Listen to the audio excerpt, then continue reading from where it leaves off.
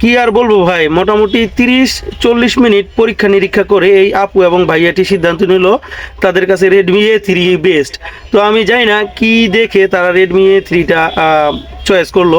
তারা হয়তো ভালো ক্যামেরা খুঁজতেছিল, তো তারই ধারাবাহিকতায় আমিও তাদের কথা মতো টপাক করে Redmi A3টা বের করে ফেললাম। বের করে ওদেরকে বোঝাচ্ছিলাম যে Redmi A3 মোটামুটি সব দিক দিয়েই ভালো। 90 Hz রিফ্রেশ রেটের ডিসপ্লে আছে, 6 GB 128 GB দিচ্ছে মাত্র 12,999 টাকায়। তার উপরে আমি আবার 500-700 টাকা কম করে দিব। কিন্তু এটার একটা জিনিস একেবারেই খারাপ, সেটা হলো এটার প্রসেসরটা। এটার প্রসেসর রয়েছে MediaTek Helio G37।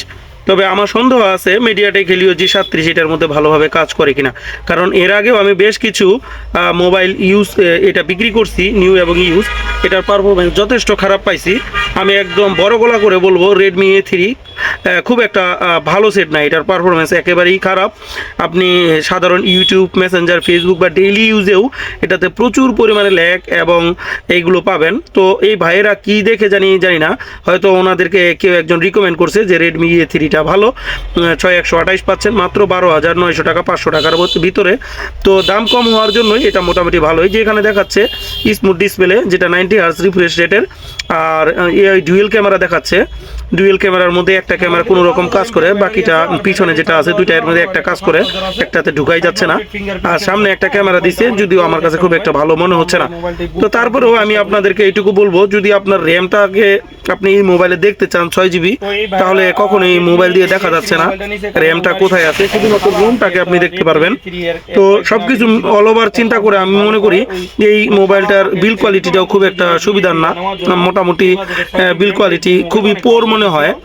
তো সবকিছু মিলায় আমার এই মোবাইলটাকে খুব একটা ব্যক্তিগতভাবে ভালো লাগে না। আপনারা যদি এটা মোবাইল নিতে চান নিতে পারেন। তো এই ভাইয়া এবং আপুটা কেন জানি Redmi A3 দোকানে এসে সরাসরি আমাকে বলে, ভাইয়া Redmi A3 যদি থাকে তাহলে দেন। আমি জানি না Redmi A3 ওদেরকে কি জাদু করছে, শুধু খালি Redmi A3 হয়তো ওনাদেরকে কেউ Redmi A3 রিকমেন্ড করছে। তো ভাইয়া আমাকে স্পষ্ট করে বলল যে এর আগে আমি একটি টেকনো মোবাইল চালাইছি, এবারে একটা Redmi মোবাইল চালাইতে চাই, তার জন্য আমি এই মোবাইলটি নিতে চাই।